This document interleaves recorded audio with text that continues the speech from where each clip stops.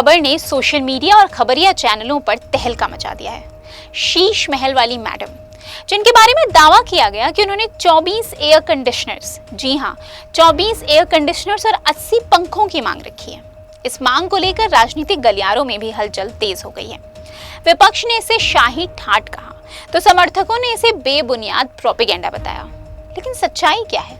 आइए फैक्ट्स के साथ इस पूरे मुद्दे के बारे में बात करते हैं। दरअसल ये पूरा मामला छत्तीसगढ़ की पूर्व मुख्यमंत्री और अभी भाजपा नेता रमन सिंह की बहू ऐश्वर्या सिंह से जुड़ा है। आरोप ये है कि उन्होंने शासकीय आवास में रहने के दौरान 24 एसी, 80 पंखे और 16 हीटर्स की डिमांड की थी। इसे लेकर कांग्रेस पार्टी ने बीजेपी पर निशाना साधा और इस मांग को शाही फरमाइश बताया। ये मुद्दा सबसे पहले कांग्रेस प्रवक्ता सुशील आनंद शुक्ला द्वारा मीडिया में लाया गया। उन्होंने प्रेस कॉन्फ्रेंस में दावा किया कि छत्तीसगढ़ में बीजेपी की महिला नेता को एक सरकारी बंगला दिया गया है और उन्होंने इसमें महंगे उपकरणों और सुविधा संपन्न इंटीरियर की मांग की है।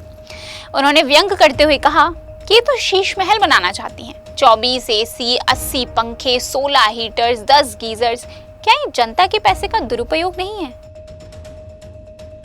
छत्तीसगढ़ राज्य संपत्ति संचालन निदेशालय से प्राप्त दस्तावेजों के मुताबिक वास्तव में एक निवास के लिए उपकरणों की सूची भेजी गई थी, जिसमें कई एसी और कई पंखों का जिक्र था। हालांकि ये स्पष्ट नहीं है कि ये मांग व्यक्तिगत रूप से की गई थी या एक मानक अनुरोध था जो सरकारी बंगलों के रखरखाव और सुविधा के लिए होता है। विपक्ष के मुताबिक ये सब वीवीआईपी कल्चर का उदाहरण है, जबकि बीजेपी नेताओं का कहना है कि ये सिर्फ प्रशासनिक प्रक्रिया है और इसे बेवजह तूल दिया जा रहा है।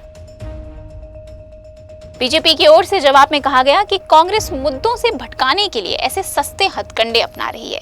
उनका कहना है कि यह बंगला पूर्व में किसी मंत्री को आवंटित था और उस समय की आवश्यकताओं के अनुसार ही मरम्मत और उपकरणों की मांग की गई थी। उन्होंने ये भी जोड़ा कि ये प्रक्रिया सीएम या किसी भी मिनिस्टर लेवल पर नहीं की जाती, बल्कि ये लोक निर्माण विभाग PWD द्वारा तय मानदंडों पर आधारित होती है। इस मामले में जनता की राय बटी हुई नजर आ रही है।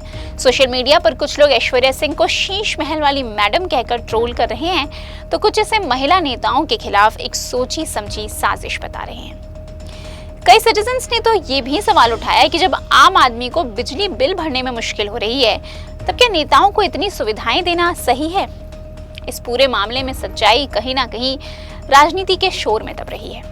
यदि ये मांग वाकई शाही ठाट के तहत की गई है तो ये जनधन के दुरुपयोग का मामला है और जांच होनी चाहिए।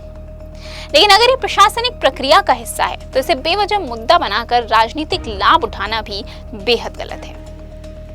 ऐसे में जनता को चाहिए कि वो केवल वायरल हेडलाइंस पर भरोसा ना करे, बल्कि फैक्ट्स के साथ हर खबर की पड़ताल करे। आखिर में सवाल वही है, क्या ये सिर्फ बंगले की बात है या सत्ता के एटीट्यूड की? इस तरीके के और भी वीडियोस के लिए इंस्टाफीड का बेल आइकन प्रेस करना ना भूलें।